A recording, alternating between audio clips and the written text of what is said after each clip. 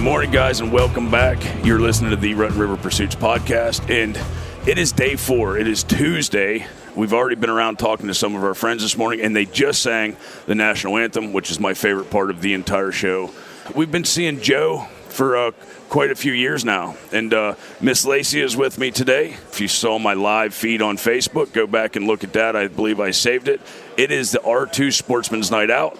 We're going to have some fun with some of the industry guys and gals. We're going to go over to Joe Kay's brew house and throw some axes. And guess who my partner is, Joe? Who's that? Dan Wowak. He's an off-the-grid cool cracker bush school teacher that teaches people how to live off the land and makes his own tomahawks and stuff. So what a better partner to have. That sounds like a good partner. I'm glad it's not me. I can't even do darts. So. So we're over here, and we stopped at All In Outdoors. I don't know how many years we've actually become to talk to Joe. But Lacey's addicted to their product because we actually got to use it a little bit this year. But I'll let Joe tell you a little bit about it first. Joe, good morning. Morning. How are you? Good, man. Our product is it's a leg cuff that converts into a turkey tote and a coyote drag. It's all nylon with fiberglass. Comes with a lifetime warranty, made in the United States. We sell 2 sizes. One weighs 4.5 ounces. The other weighs 5.5 ounces. So try to make it a little bit easier to get these game out of the woods. I know there's nothing easy about it, but this makes it a little bit easier. So. Right. Well, it sure does make it easier, and I can testimonial to that. What happened to you this year? Well, this was the first time I got to use Joe's leg cuff product. He gave me a copy of it a couple years ago. Unfortunately, I hadn't seen any deer the last 2 or 3 years. This year was a different story. We shot mammoth-sized doe on one of the last days of the hunting season, and I'm talking mammoth. She had 3 inches of fat on her once we skinned her out. I never saw nothing like it. No. It looked like a black bear underneath the hide. Beast. Yeah. So, unfortunately, congratulations on that. Thank you. I shot her at the furthest corner of the property possible, so it was about 1,000-yard drag through knee-deep mud, and it had gotten warm out that day, so the mud had started to defrost. So it was like trying to walk through chocolate, mayonnaise, or pudding. Yeah, not fun. It was rough. But the leg cuff actually worked tremendously because I did let Lacey drag her deer by herself for a little ways, and then I did have to take over because it wore even me out. And then by the end of the drag, it was me and her and a random hunter that just happened to show up and saw that we were struggling, and it took 3 of us to finally get it to the macadam, to the blacktop. But absolutely, that's why I knew, this has been going on for about 20 years that I've been working on this product, and I just knew there had to be an easier way just to help these guys who's not fortunate enough to have an ATV, or the guy that's hunting on public land or lease that's not allowed to have that. Just something to make it a little bit easier. Absolutely. You can actually, what I was thinking too, and you already had mentioned it to me, is being able to hook this to the back of, like, say, a track chair, or even maybe a backpack, so that you can center it in the back to drag with. And that's really the key thing to me. I was on such an angle dragging that doe out that I if I would have had even an inclination that the knot that I tied around the legs would have slipped, I would have gotten hurt. And this thing will not come off. They're literally like handcuffs. They will not come off. So can you tell me anything that you guys are maybe planning for this year or have already started planning? Well, we're actually working on some systems this year, like a harness-type belt we're looking at just to hook on to, to help you with that, where you can hook it right to and assist you on that. I know a lot of, we all enjoy the hunt, and then the work starts as soon as you got to bring that thing out of the woods. That's when the work starts. And absolutely, we are working with the guys over at Freedom Fighters over there with the track chair to try to hook up a system with them so that, can help them guys a system. What a great organization that is, absolutely. Too. So. Has the show here the NRA put on, has it been good for you, Joe? Absolutely. It's by far our best show of the year. We like coming here, and all the people are great, and they really pack them in here at this NRA show. And we've had a good week, and I think we're going to have a great week with the weather as way it's been. So I think that my guys at Rut River Pursuits unfortunately had to do some other work this morning. So I know that they want to be here, and we want to talk to everybody in this hall. And it's really difficult when you're trying to take the recording equipment around. We want to just bring all the organization together, all the industry, and put everybody on the same level playing field. And if you come down here to the Great American Outdoor Show, it is amazing that you can walk booth to booth, and literally just talk to everybody. Everybody's been so friendly. Absolutely, they have. This show has a different vibe to it than other shows that I have been to in the past, and it really puts everybody on the same playing field. It seems like the people that come to this show really have a passion for the sport. They travel from long ways to come to this show. They're really into it. They come here. They really set some time. Yeah. Africa, New Zealand, Alaska, everybody's here. Yeah. I mean, for the farthest reaches, and that not only vendors, people come from all. We met some people from Greenland that flew here for the show. So that's just how amazing the NRA has done with it. Absolutely. We're happy to be part of it, and I know you too. Made a lot of great people here, and yeah. Well, I think we're gonna run over here to. I'm not sure what the camper hall is called, the West Northwest Hall. But I'm gonna go over here and talk to the guy I told you about, Dan Wowak, which is like I said, he's going to be my partner tonight. There's no way I can possibly lose the axe throwing contest. And that's where we're going to keep kicking off, because this show is, even though it's in its fourth day, it's just gaining momentum. Like it just gets better and better as the week goes out. Absolutely. I think the turnout this year will be so much better. Every previous year, there's a major snowstorm. It's icy. It's frigid. This week, it's supposed to be in the mid to high 50s all week. So I think that'll attract a lot more people in. Absolutely, because it was negative 15 just 2 days ago. I know. It's crazy weather. So where can they find you, Joe? If they want to go out and check you guys out and what you do, where they go? The best place to go to our website, and the website information is deerdrags.com or All In Outdoors.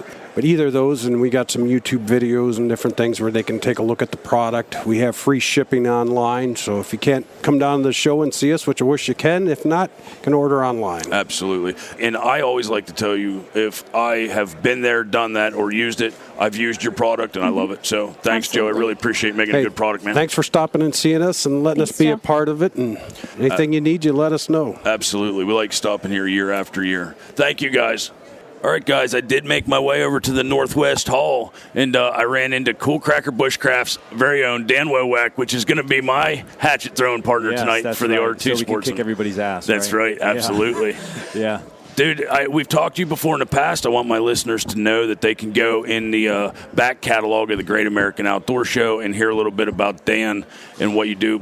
But you're here in Pennsylvania, and the school's kicking good. What do you do? Yeah, so we run a survival wilderness living skills school that focuses on really more traditional skills. We teach you survival, fire, shelter, water. We get a lot of people to come through those classes, but our bushcraft classes really focus on them traditional outdoor living skills, and people just love that stuff. I love that stuff. Yeah. I followed you all year, your IG account all year. There's some definitely favorites in there, but you had a pretty good year in the outdoors this year. Oh, yeah. I mean, we were just so busy. Our classes just keep expanding. We have more and more people coming out to our classes.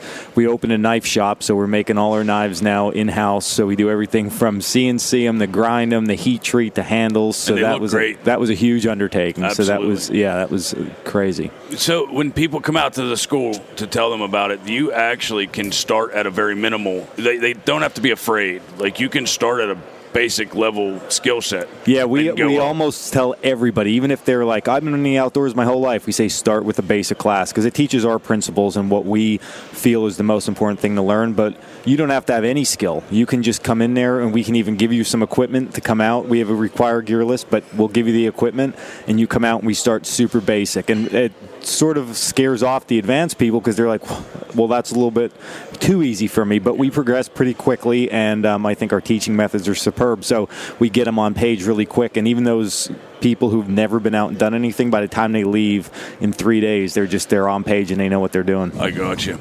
Yeah, and I know we're going to get a picture here. You guys jump over to Rutten River Pursuits IG account and see a picture of me and Dan here. I'm going to take it in a minute. Dan is a very big fella, and last year, I hate to say it, but you were even bigger fella. It looks like you did some off-the-land living this year. You dropped some weight. Yeah, a little bit. Well, I always try to fluctuate. I'm really into fitness stuff, and that's a huge part of just being out there. So this year I'm trimmed down and, way more athletic and moving around a lot quicker. So if you're coming out to a class, we always joke the people that have been there that are coming back for advanced classes better buckle up, because I'm ready to run them in the ground this year. That's what I think that's what I need. I was just talking to a buddy of mine, Eddie McDonough, which we're going to talk to later in the week.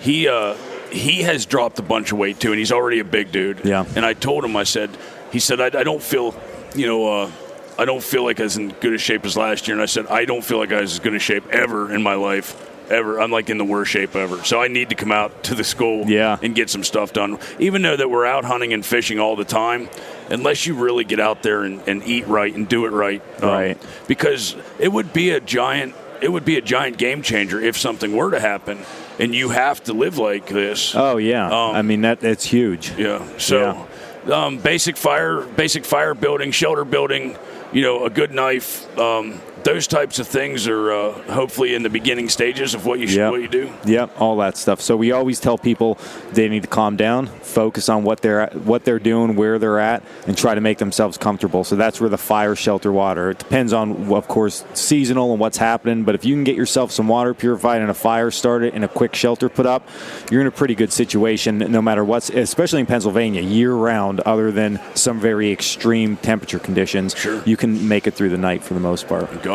Yeah, and then obviously your best weapon in the outdoors is your mind. Right. So in an advanced type class, I know that you could probably even help some people out there learn to focus. Like if you have one problem at a time that you can solve, sometimes that can save your life too. Exactly. Yeah. So, I mean, on them advanced classes, we just start to stack all the problems on top of people. And we really do what you just said. We make them start to break it down and say, okay, what is the priority right now? So even though I'm like, you have to do A, B, C, and D, A and B might not really be the most important thing you need to get done. So it might be C first and then go back to A and then jump to D. So and there are some people probably like me that would look at you, Dan, and go, no, I want my shelter first. I want to lay down before I build a fire. Yeah. But honestly, you may not have time left in the day to go get your wood and stuff. Yeah, and it's funny. We had somebody in our advanced class this past year. We said, listen, this is the stuff you got to do. And we kept piling it on, and they kept backing up. And we were like, hey, what did we teach you? What did we teach you? And they didn't do it. Time's running out. That was it. I mean, it was middle of the night. They were starting to get hypothermic. We had to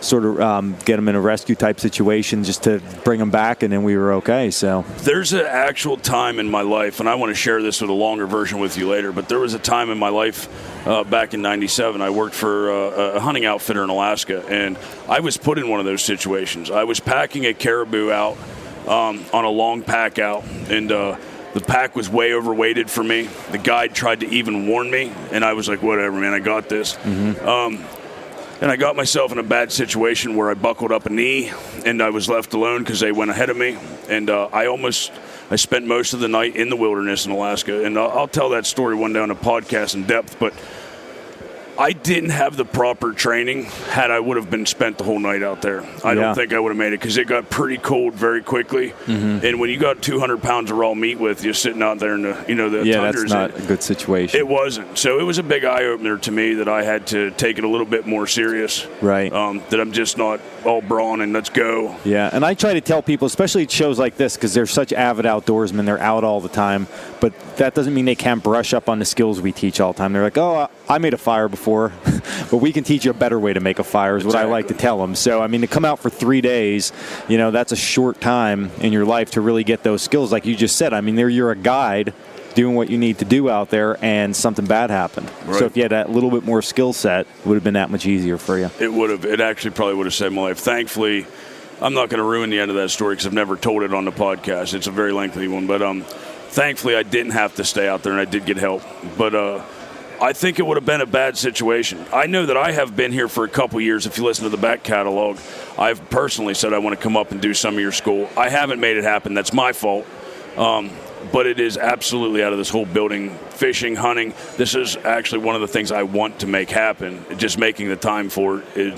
I honestly encourage anybody who has any kind of thought process of wanting to be able to self-sufficient or take care of themselves, God forbid the lights go out, or whatever the case may be, to go ahead and do it, because sometimes just waiting too long is too late. Mm-hmm. Exactly. Yeah, and I mean, even some of our classes, like our bushcraft classes, if you're in a car camping or just trailer camping and you're nervous to just get out in a tent and do things, we're going to give you skills that's going to be like, hey, this is definitely more fun than staying in a tent, sleeping in a lean-to, or throwing a wool blanket over you and starting fires a little bit easily. So, I mean, they're all things that, we teach there. And I can see from some of your social media, it's not just survival for you. You like it. Oh, I can love see it. it in your Yeah, eyes. I mean, I'm into it. Yeah, Sometimes especially when I'm doing the long-term wilderness living stuff, and I'm dropping big oak trees, and we're making sawbucks, and we're living out of a yurt and stuff. I mean, I'm into it. That's your Yeah, world. That's it. Dan, I appreciate it, man. Yeah. I can't wait to see it tonight. Yeah. And we're going to run around the show here a little bit more. Like I keep saying, I think it's day 4, and I got some pretty good people to talk to. I see right here in front of Dan something that I'm going to go talk to right now, which is hopefully Mountain Ops. And if I don't get them on the show, I think we're going to get them on Wednesday. But I'm going to go down and see if they're busy, because that is something huge to me.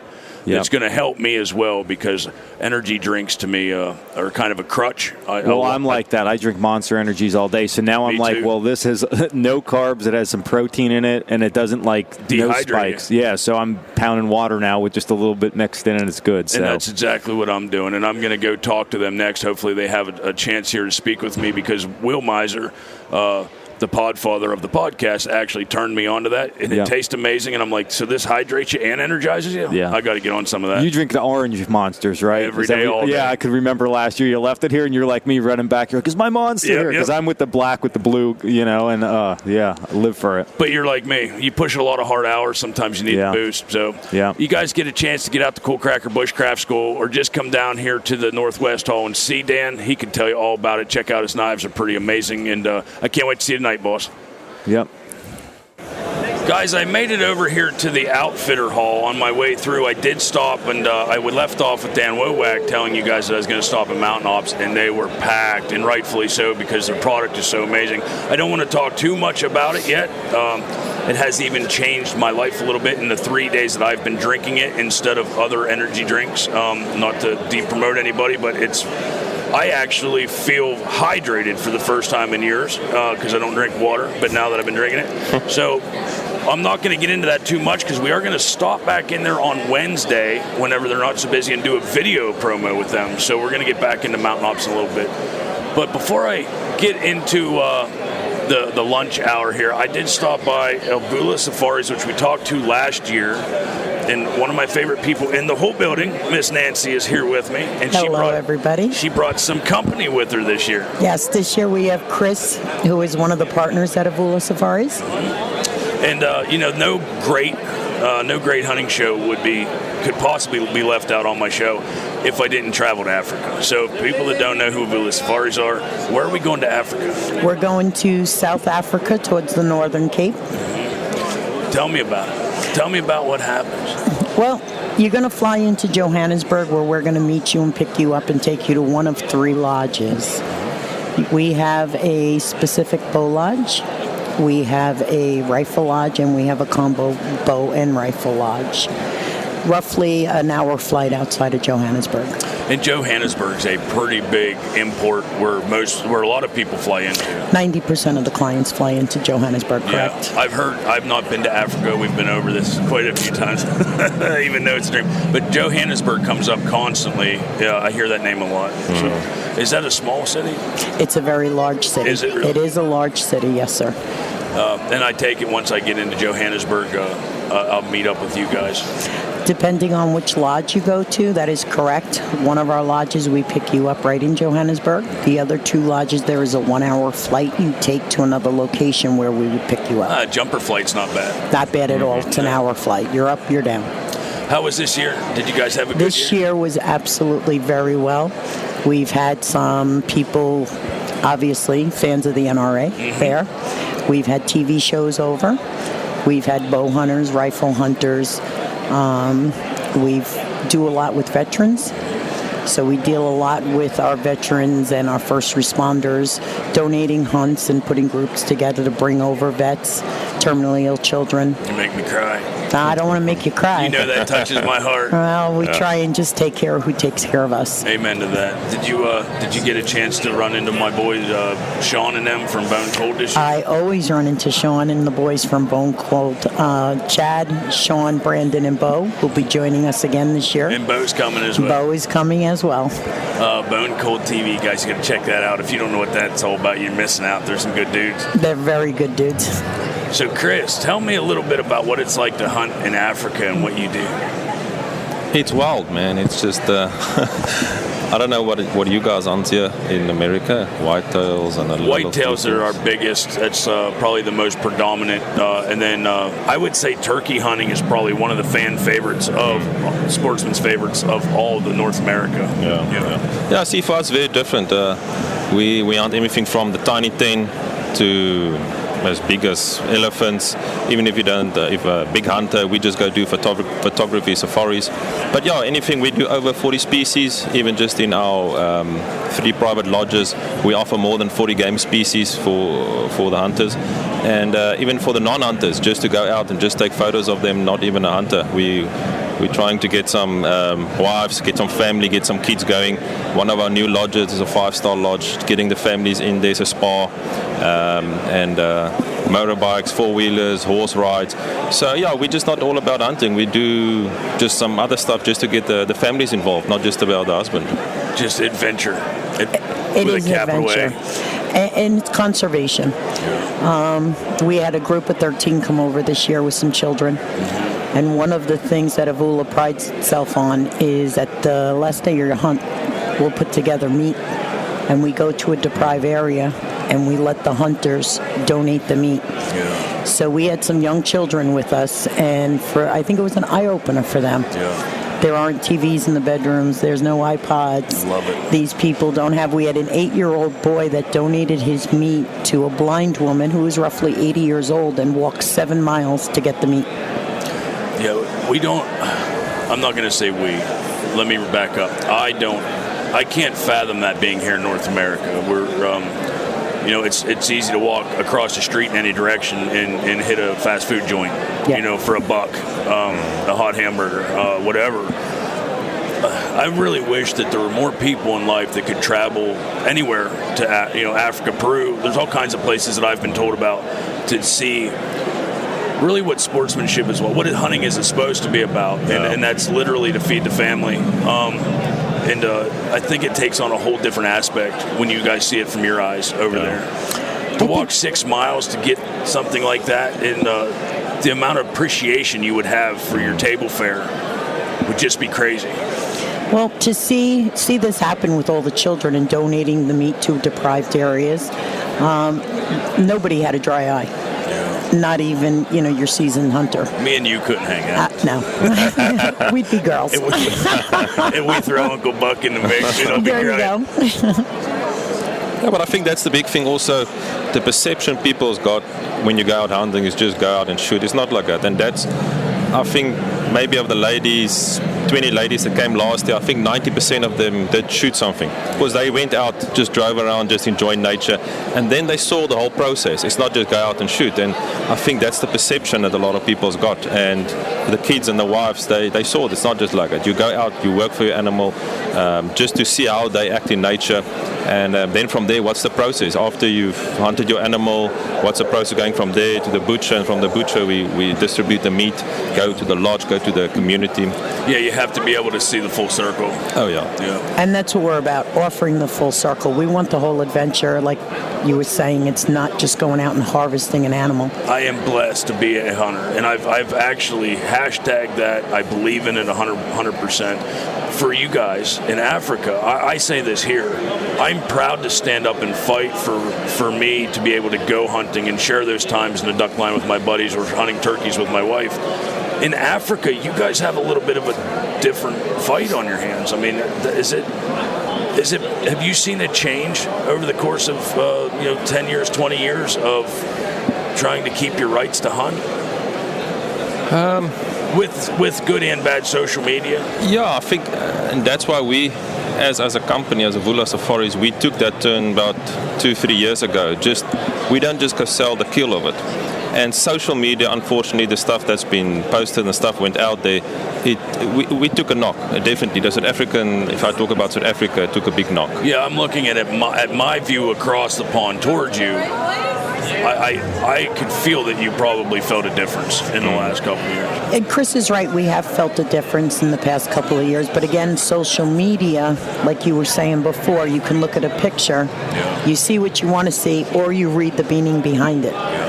So that's huge for us, especially with some of the species where there is a stigma in regards to hunting them, such as the elephant for the ivory, your lions, and there's a lot of stigma with that. And we look at it again as an adventure and as conservation. Yes. Just like here, there's areas where you're overwhelmed with deer, you get more deer tags in that area. It's the same thing with us in Africa.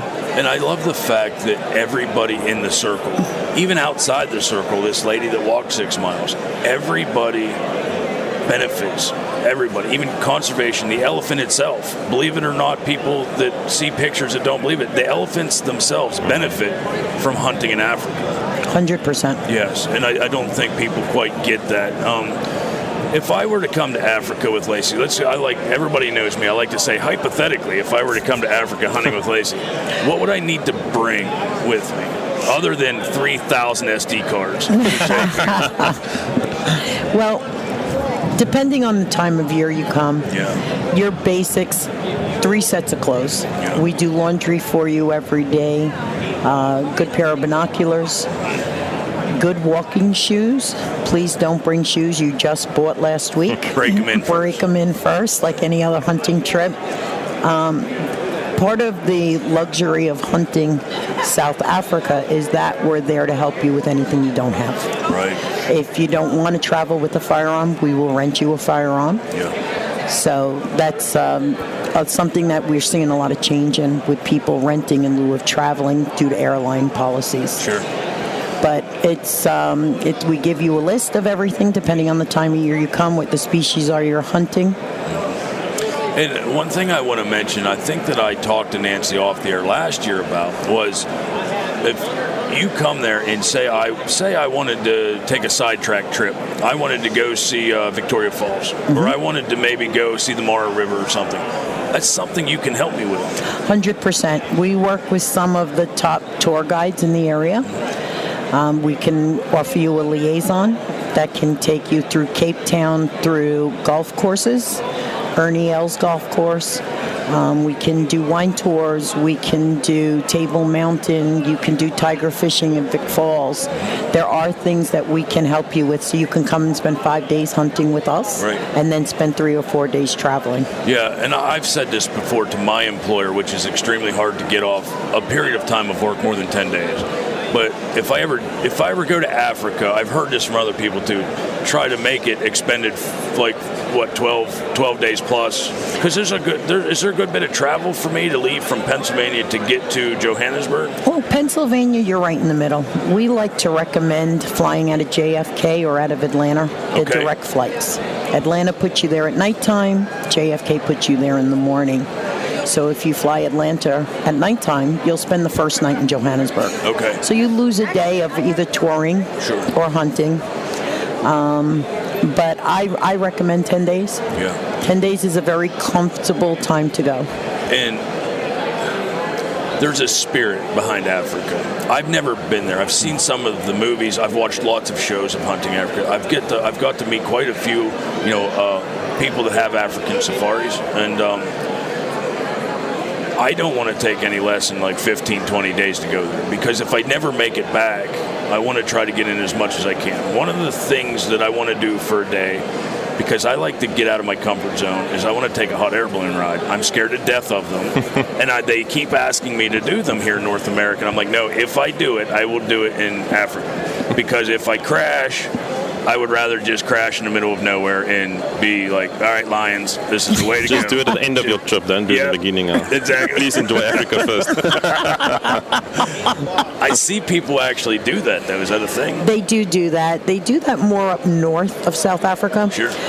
Down south, when you're around Cape Town, the weather is very unpredictable. I gotcha. So you could schedule it, and it wouldn't happen because of the winds, because of bad weather.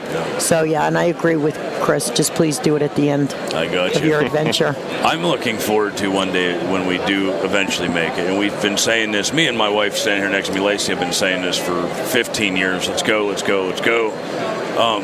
I'm looking forward to having friends like you that can tell me, now, listen, this is where we're going to go eat while we're in town, and this is what you should do versus what you think is going to be cool. Because that knowledge of you guys being there and living it is that's priceless. Well, with Avula Safaries, you have the best of both worlds because you have Chris, who is South African and lives in South Africa. You have myself and Casey, who's part of Avula, who live here in the States. So we help you with everything on this side of the big pond. Gotcha. Once you get on the other side of the big pond, Chris looks after you. So hunting with Avula or touring with Avula is really great because I'm here to help you. Yes. With everything, all your paperwork, your flights. Man, are you in trouble, Chris? I'm a diva hunter. I like to get muddy. I do it all. I like to stay up long hours, but if you don't have my gummy worms in the morning, I'm a... You're speaking to the right guy. You are speaking his language. And sour worms. Yes. I love Chris already. I've actually turned the truck around before, whenever we've turkey hunted, because I'm like, darn it, my gummy worms are in the garage. I got to go back. Go back. Yeah. I'm exactly the same. Yeah. I can't wait to come hunt with the Ins and become family, because every time I sit down with the Ins here this year, I feel more and more comfortable just sitting with them. And I talk to a lot of outfitters, don't get me wrong, they're cool to talk to, but there's something special about Nancy. So I don't know so much about Chris. He's going to steal my gummy worms. I like gummy worms. Just leave mine alone. Chris, thank you so much. Thanks, man. I'm hoping to come see you someday. Thank you Really very looking forward much to and that. get a child out there. I will. Nancy, can you tell everybody how they can find you? Absolutely. You can find us at avulasafaries.com. You can email me at nancy@avulasafaries.com. And you can find us on Facebook, Instagram, and on the website. You got it. I will try to post some pictures for you guys too, so that you can see some of the backdrop here at the Great American Outdoor Show. Nancy comes every year. She's down here in the Outfitter Hall, and I honestly got to say, don't you think this show has become better and better every year? The NRA is doing really good. The NRA is doing great. I've been doing this show for over 15 years, and when the NRA took it over quite a few years ago, every year it has improved. It's been better and better, hence why I do the show. Yeah. NRA is very good to me. I also do the NRA annual meeting. Do you really? I absolutely do. I Very support the NRA Second Amendment. They take care of me. I take care of them. Amen. God bless you guys. Thank you for talking with me. Thank you very Thank you. much for having us. All right. Alrighty. Later. Do me a favor real quick before we go, Chris, for Uncle Buck. And so you're from South Africa. Correct. This is how a South African says Rigum Weedless. Uncle Catfish. Almost sounds like he said your name. I know it did. I love it. Later, guys. Boy, what a treat. Dude, I got a chance to leave the Outfitter Hall just for a brief minute to get a breath, because talking to Nancy over at Avula Safaries is always such a heartwarming experience for me. She's doing such amazing things with conservation. But, boy, it's tough for me because I leave one amazing subject right to the next. This show constantly never ceases to disappoint. So I got a chance to walk over, and there's some guys over here I got to meet, and we're going to talk about a subject here that's kind of near and dear to my heart. And I know that before we start this, I would like to say, not even as from Uncle Catfish, not from Rotten River, from Shane Fry, I have my own opinion. And you're allowed to have your own opinion. We want you to keep that in mind as I talk about this. And hopefully that we can all come together on this and get a conclusion.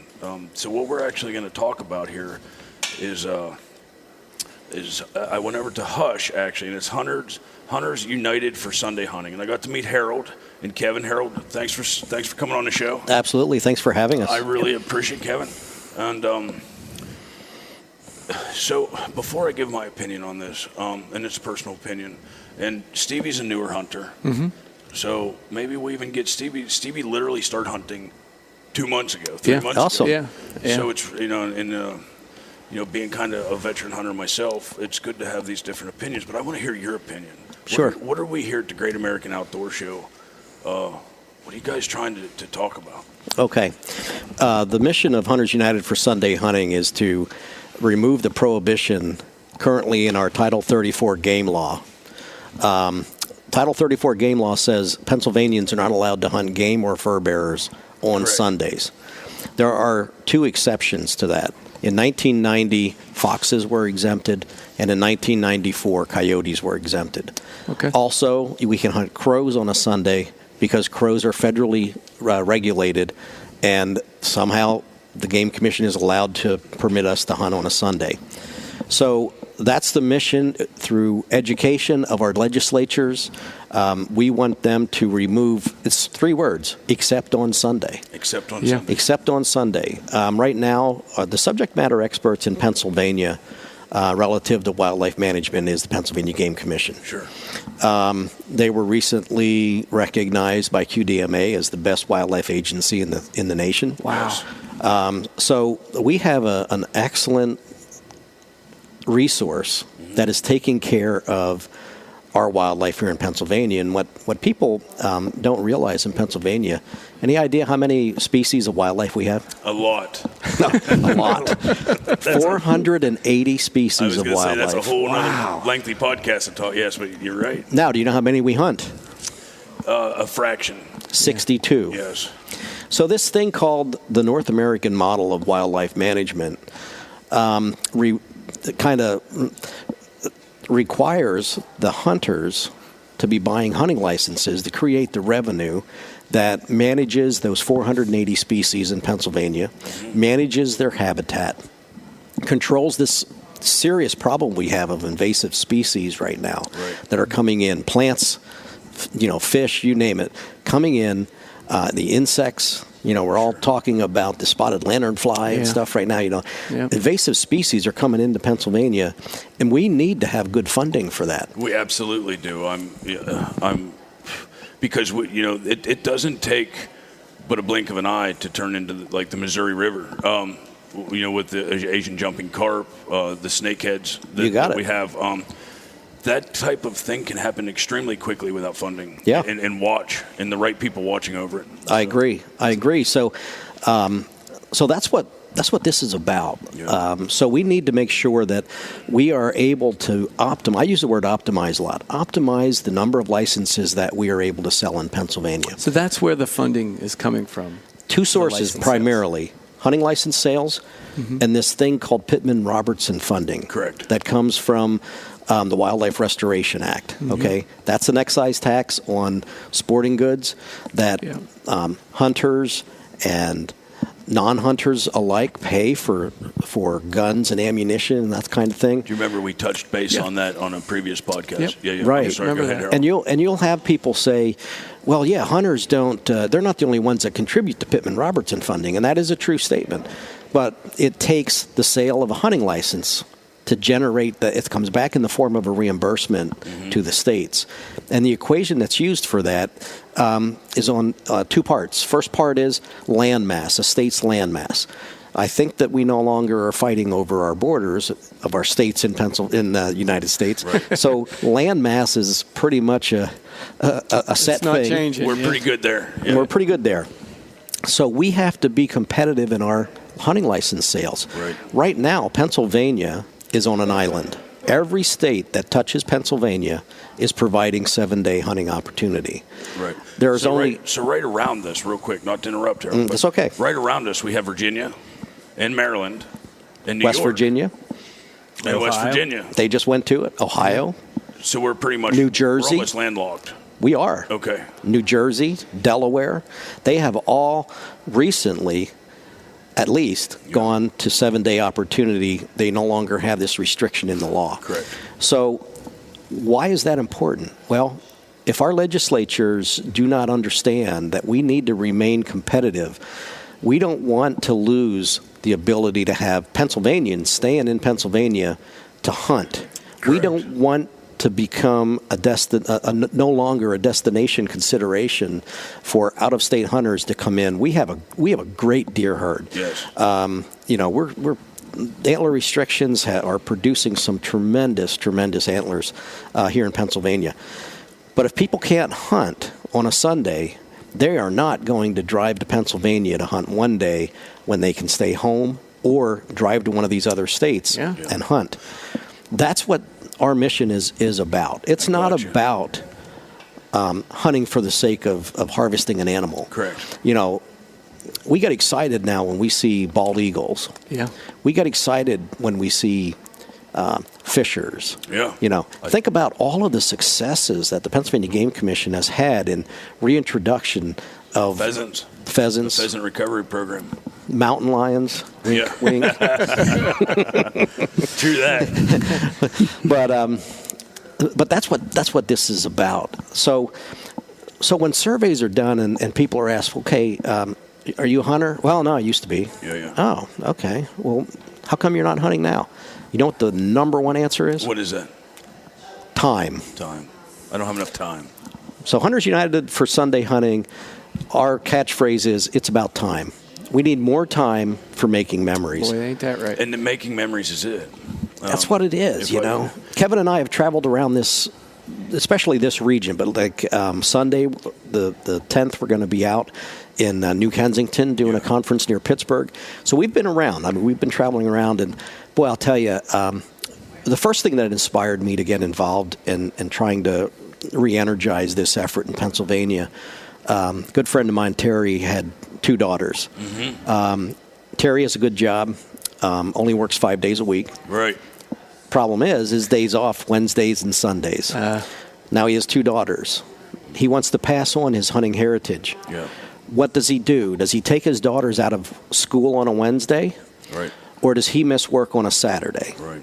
Sundays during the summer, we are out on the river on our kayaks with my dog in my kayak fishing the Susquehanna River. Absolutely. You're one of those guys. In my fishing spot. Probably. Every Sunday, pretty much, except this year when it was, rained out every day. 18 feet all summer. Yeah. Yeah. So that was an inspiration. But I'll tell you the one that really, really got me, guys. We went out to Schuylkill County. Yeah. And we were presenting at the Schuylkill County Sportsmen's Association. And that's by, for listeners that aren't from Pennsylvania, Schuylkill County. Schuylkill County is in the southeast region of Pennsylvania. So down towards Philly. Not really. More, it's as far from Philly and being in the southeast as you can be. Okay. Yeah. Gotcha. Okay. Gotcha. So we go out there and do our thing, and at the end of it, older gentleman's walking up to me, and what we notice from a demographics point of view is it's probably very unusual for me to be the executive director and leading the Hunters United for Sunday Hunting mission here, because I'm the oldest guy in the group, and typically the older you get, the less you want to support removing this prohibition. Yeah. So this 84-year-old guy, it turns out, is coming up towards me, and I'm thinking, well, boy, here it comes. Here we go. Here it comes. He came up and he shook my hand, and a tear formed in his eye, and he said, Harold, I wish you the very, very best. I hope you get this done, because I want to keep hunting, but I can't hunt alone. Totally flipped from what you thought he was going to say. Totally flipped. Yeah. He said, I cannot hunt alone. My family is working during the week. They don't get home in time to take me hunting during the week. Saturdays are tied up with the kids' activities. Yes. Sunday after church would be an excellent time for me to be able to get out hunting. Stevie gets that. He's got 45 kids. Yeah. 45. Wow. Small family. Yeah. So quite a bit. So, I mean, you talk about, we got in the car to come home, and I said, Kevin, that was like a life changer. It was refreshing. Oh my gosh. I mean, it was like, wow. Up to this point, you're pounded that we need it for the kids. We need it for the kids. We need it for the kids. Yeah. That is not the facts. It is not. Yeah. The facts are everybody needs more time. We just saw the Pennsylvania Game Commission propose opening up deer season on a Saturday. Yeah. That is a radical thought in Pennsylvania. Sure People is. think that we've been hunting the first Monday forever. In reality, it's 1963, but what drives that? It does turn heads more than your normal conversation. You bet. Yeah. So what drove that? Well, what drove that was our commissioners are hearing we need more time. Yeah, and we do. You're right. There's 2 things they don't sell more of: land and time. Yeah. So sitting out here at this booth, I have people coming up, and it's, as polls show, it's running probably 80% in favor of removing this prohibition. But you're getting that 20% coming up, and they're saying things like, well, I don't need it. Yeah. Okay, well, here's the bill that we're promoting. What's your name? And I looked through here. I don't see in this bill that it says Joe Smith has to hunt on a Sunday. Right. It's about choice. It is The word about I choice. use a lot is liberty. I like that word. If That's a strong word. I like it is a strong word. love Now it. you think about it. If you're a hiker, do you have the liberty to make a choice 7 days of the week what day you want to hike? Sure do. Yes. How about riding horses? I would say 7 days of the week if you were, as an X-ray technologist, this is a side joke, as an X-ray technologist, I do pick on horse riders because I find them a lot in the X-ray department. So it's your choice to get on a horse if you would. But yes, but you're absolutely right. Well, you just touched on something. So, in your profession, Yeah. how many hunters have you had in your room that were injured hunting? More so in archery season, but quite Falls. a bit. Falls, broken wrists, broken ankles. So self-inflicted Simple, things. simple laceration cuts here and there. Yeah, but it is. I don't believe I've ever had one on Sunday in Okay. the hospital. How about hikers? Oh, You get some of many, them in there? Many. And You just mentioned horseback riders. yes, and About mountain bikers. yes, and when they fall, they get really hurt. And then you Yeah. got actually the most people we get are snowboarders. But yeah, Okay. yes. You So can imagine- snowboard on Sunday. Yeah, I was going to say, imagine if we pushed to have legislation passed that said on Sundays you're not allowed to do anything. Now you're treating everybody equally. Yeah. That's true. I never thought of it that way. Or you could walk your dog on a Sunday, but only if you had a blue leash. Yes. No, that's not liberty. It's not correct. It's freedom. not liberty. No. So that's kind of what we're about. We want the legislation changed so that the subject matter experts over in Elmerton Avenue, the Pennsylvania Game Commission, would be able to look at this. And what a great process they have. And you can look at some recent things to really see how this process works. But they have a process that takes into account all of the stakeholders, not just hunters. The Pennsylvania Game Commission is not there just for hunters. They are not there just to manage wildlife that's hunted. They are managing everything for everybody. Correct. It's a tough job. Yep. Harold, one of the things that you mentioned to us a few minutes ago while we were talking was that this isn't a political thing, and that really kind of surprised me because it didn't. To me, when we start talking about hunting on Sunday, it just for some reason has a political aspect to it. It's the first thing you feel or see sometimes whenever. But Well, the problem, I will tell you then When you that hear we it. are doing our job because, and the reason I say that is, not too long ago, if you had 100 hunters in a room and you said, hey, who do you think's not allowing you to hunt on a Sunday? I would bet you close to 50%, if not more, would have said the Game Commission. More than that. Yeah. Still to this day. Yeah, well, we're getting better. Yes. So we've ripped a mask off that really, this is a legislative issue. Yeah. So it is political, So what we're but it's a actually- bipartisan, it's bipartisan, exactly. So our Yep. Pennsylvania Game Commission's hands are tied. At issue. Yeah, this they point. cannot allow us to hunt on Sunday, They don't even have the ability to make the decision. if they because of those three words, except on Sunday. except Correct. on Sunday. Now, they are a 7-day-a-week operation. If you don't believe that, try to hunt on a Sunday. Yeah. Yeah. Because they're going to enforce the law. Okay? I have this time, and the ability to they don't make more time, and time is precious to me. And I'm going to give you my honest opinion, me personally. This is setting my podcast brothers aside, and I'm not going to make, it's not political to me. This is literally home-based with me and the love for my wife and my father and the time spent with the outdoors that has changed my life since I grew up. Has changed my wife, who was an anti-hunter when I first met her, and now is the most amazing turkey hunter that I know, except for me, of course.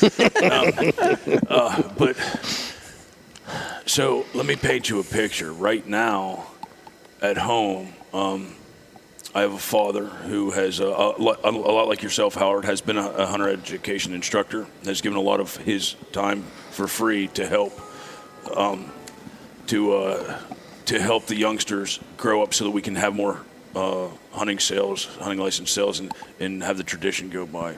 He's sitting at home watching hunting because he loves hunting, or maybe he's watching fishing right now. And I know that he waits at home for me because he's a lot like the man that you met.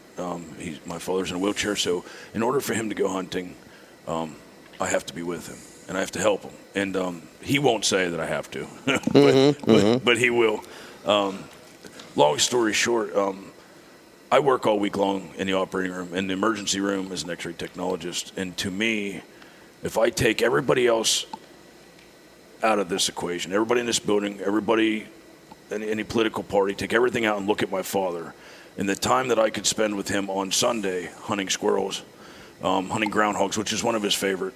My dad grew up hunting groundhogs and crows, and which most people don't do anymore. But if I could just sit with him in the pasture back on old Metzler's farm and watch for groundhogs to come out from underneath the barn while me and him sit around and eat a payday and drink coffee, that time is not, there is no price I can put on it. There's no words I can put on it. But on Sunday, we watch hunting TV together, which is not really the same. Isn't it crazy you can't hunt a groundhog on a Sunday? It is. Yeah. It is a little crazy. Yeah. To me, a lot of people don't know that, by the way. They don't. A lot of my farmer friends don't know that. If you want to see something fun, teach a hunter ed class, and you get to the part of the class. You say, "Hey, how many people shot a groundhog on a Sunday?" Yeah. Boom, up go the hands. Yeah. You don't even think about this. I mean, it's just a crazy old blue law. It's a notion. It's a crazy notion. What's the bill that's in committee today? That important vote going on. I'm sitting here staring at my phone because Senate Bill 147 that was introduced by Senator Dan Laughlin and Senator James Brewster is being voted on today. Possibly as we speak. Right? Possibly as we speak. I'm glancing at my phone to see if I've got we're good to go message yet. But this Senate bill will remove those three little words. Mm-hmm. And remove this prohibition that's in our game law, and it will strengthen trespass laws. One of the things that we struggle with here in Pennsylvania is we do have very, very weak trespass laws. So to be very simple about this, it's going to take trespass from what's called a secondary offense, meaning if the Game Commission officers were going to enforce it, they would have to catch that person not wearing orange, over the limits, something like that. Sure. They're going to write that as a primary offense. Right. So now, if the Game Commission is out on patrol and they get a call, and you have to have written permission to be on land, which I think is smart. Teaching hunter ed, it's part of the curriculum that we recommend you do get written permission. So I'm hopeful, optimistic, and nervous that we are about to hear that this bill this is a historic vote. 17 years ago. I was just going to say that. This is a turn of events. 17 years ago, there was the last time anything was voted on relative to Sunday hunting in the Senate. Wow. Game and Fisheries Committee, and it was, should we be allowed to hunt on Sundays for groundhogs, and it was resoundingly defeated. Wow. I don't understand, but I mean, me personally, once again, I don't see small game hunting as anything else other than a family value time spent together. Would I go as far as to say I'd like to, hunt on Sunday except deer?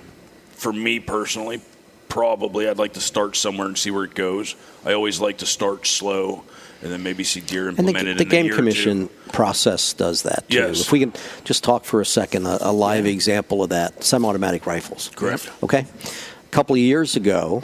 Same exact, very similar process. A couple of years ago, legislation was passed that provided for regulatory authority on semi-automatic firearms to be given to the Pennsylvania Game Commission. Correct. What did they do? We're allowed to hunt coyotes with semi-automatic weapons. What else? And foxes and small game. Yes, right. Yes. But we did not open it up to big game. Love it. You just made my exact feeling point exactly is I believe if they gave this to the hands of the Pennsylvania Game Commission, that they would take the steps in the right direction to introduce it correctly. I have no doubt that they will do the right things. So this bill, if it's voted positively out of committee, will then go to the full state legislature, and it'll go to the full Senate. Okay. The full Senate will vote on it. If it passes there, then it goes to the House of Representatives, and it all starts all over again. It goes into the House of Representatives Game and Fisheries Committee. In the Game and Fisheries Committee, both chairs are very supportive, so it will move out of committee. Then it becomes a legislative issue in the House of Representatives. So the listeners that want to be heard on this issue, pro or con, right.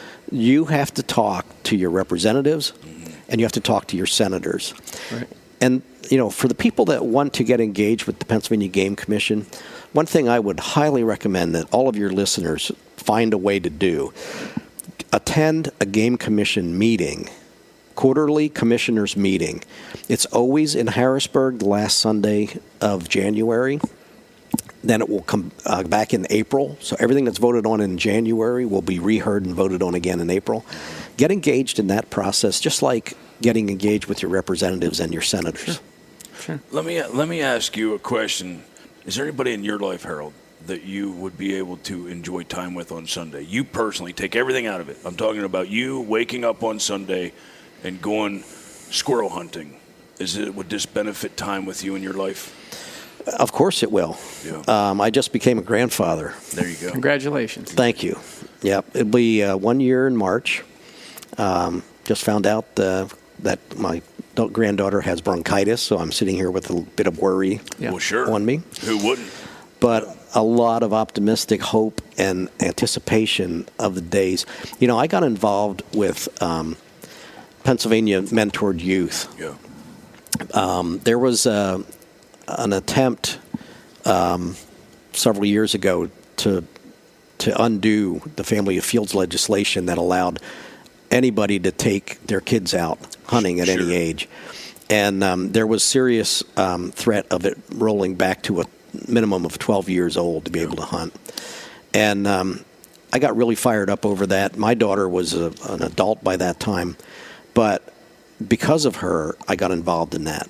She didn't have the opportunity to hunt through Mentored Youth. No, neither did And she I. never hunted a day with me. Yeah.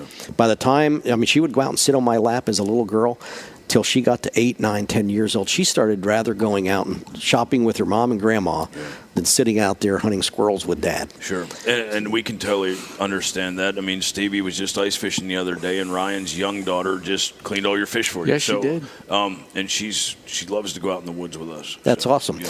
And it's about time, and it's about sharing and making these memories, the memories of you with your dad.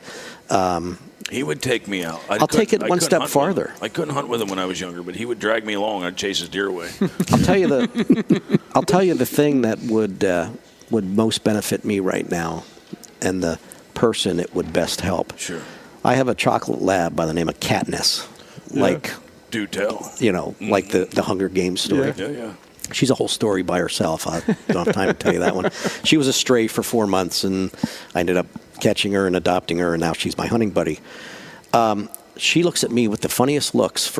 Dogs are so smart, Yes. We go up to Martz's Game Farm on a Sunday. My normal routine is I get up, go to church Sunday, come back. My wife and I have brunch, and then I'll grab Katniss and I'll run up and we'll just walk. We're not allowed to hunt. You can't even hunt on a commercial regulated hunting ground. But I'll, take her up there and we'll hunt. And the guys are there shooting trap. Yep. All right.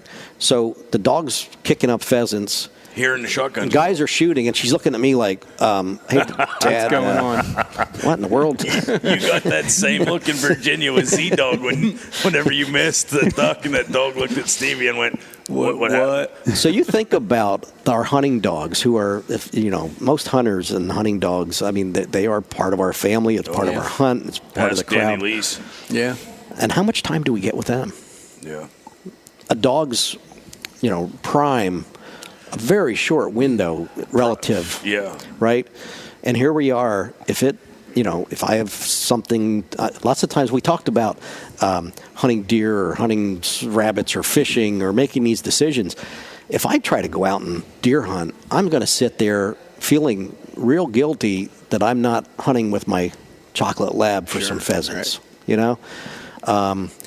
If I had Sundays, maybe I, could choose to hunt one day and something else the next. Yeah. And of course, everybody can relate to the weather. Yeah. And you said it there real quick. You can choose.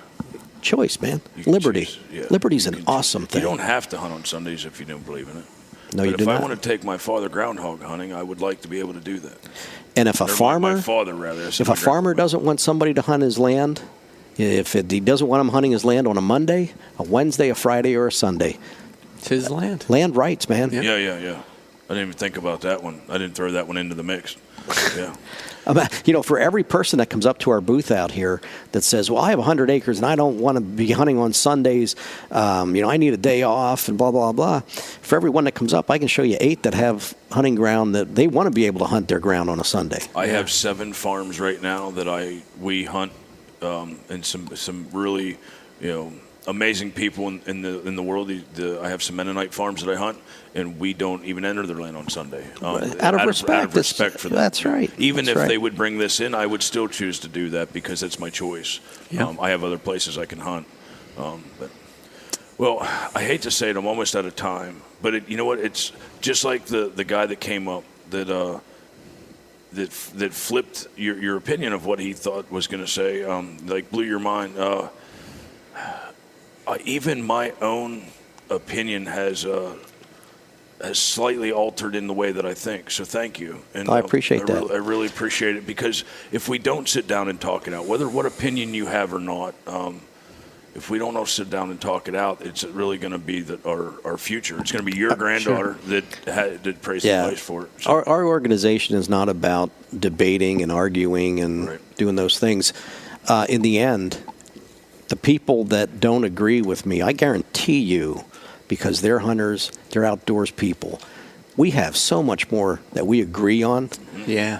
There's no need to be ugly and fight about it. But I would like to ask Kevin if there's anything I missed that you'd like to mention before we go off. Maybe plug our blog or something. Yeah, everyone can follow us on Facebook. It's real simple. Hunters United for Sunday Hunting. Just do a search. From there, same blog. That's where most of our information is. If we're in 6 regions across the state, find your region, and we try to keep it as updated as possible. And people that may or may not be looking for what they feel, they don't know what they feel. Is it something that they can go and find you there and ask you questions? Absolutely. Absolutely. We try to remain engaged. We try to educate everyone. Now, we do get some people who do get out of hand. We do not allow them on our Facebook page. I will tell you that straight up, because it detracts from the conversation of people who's trying to get educated. I have brothers of mine that argue about which monster truck's the best. So that's right. It's obviously Gravedigger. I'll summarize this way. There are common thread arguments against Sunday hunting, and I can summarize them very quickly. A day of rest. Sure. We went to the Pennsylvania Game Commission. Dr. Schnoop, Matthew Schnoop, gave us a letter that explains telemetry studies were done, not only Pennsylvania, but other states as well. There is no such thing as a, quote, day of rest for animals. My pastor wrote a letter for me explaining that the Sabbath is a very hard thing to determine because you have to know what religion you're talking about. Sure. The Sabbath could be a Saturday, could be a Sunday. I think there's some that are a Friday. I had this conversation before with my Uncle Steve. He has a double doctorate in ancient religion, and that's one of the things that we generally talk about. And he said the same thing. He said, well, that all depends. What day is it? It all depends. And, I don't think, again, getting back to liberty, right? Yeah. So you have the day of rest. You have the church and more time that spent kind with of thing. family. For guys that are hardcore. Let me tell you, if you have to have the government regulate the time you spend with your family, you have a bigger issue than I can help you with. Yeah. Boy, I'll say. Yeah. I mean, it doesn't make it any easier than that. I really appreciate the fact that you guys take your passion and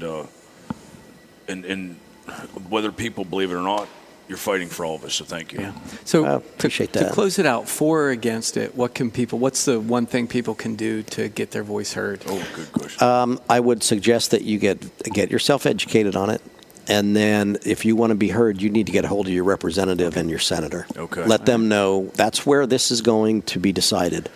Once that's decided, then we can have a whole another podcast discussion about here's how the Game Commission process will work, and here's who you need to call and talk to. We might even be able to set something like that up down the road. Yeah, that'd be good. Let us know. Yeah. So if guys, if they don't make it down here to the show, this won't probably air till tomorrow or so. Where would you be in person next? You got something coming up? Yeah, on Sunday we're going to be out in New Kensington near Pittsburgh. There you go. We're going to be at the Penn State campus. out there. So there's somebody that listens to this, they might want to go talk to you now while it's fresh. Come on. February 9th. Sunday, February 9th? 10th, I believe it is, right? Yeah. February 10th. Yeah. But it starts at 1 o'clock there at the Penn State campus in New Kensington. We're going to have both senators there. We're going to have, I believe, some representatives attending. So anybody that's interested, and especially those that are on the fence, come on out, hear the information, get educated, ask your questions, figure this thing out, because we didn't even touch on the economics of this thing. Yeah. We talked a little bit about license sales and that, but you think about hunters and spending money and food and lodging and gas and all of those things. It builds quickly. It does build quickly, and there's been some, very prestigious and respected outfits doing some studies on that.